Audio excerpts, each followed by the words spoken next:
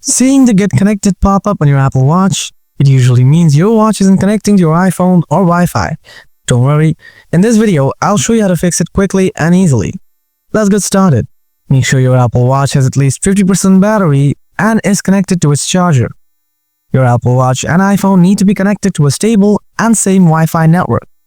Make sure Bluetooth and Wi-Fi are enabled on your iPhone. Keep your Apple Watch and iPhone close to each other during the entire update process. Solution 1. Update your software. First, open the watch home screen. Tap on the Settings app. Now scroll down and then tap General. Tap Software Update. If there is a new update, then download and install the update. Solution 2. Reset your Apple Watch. Open the watch home screen.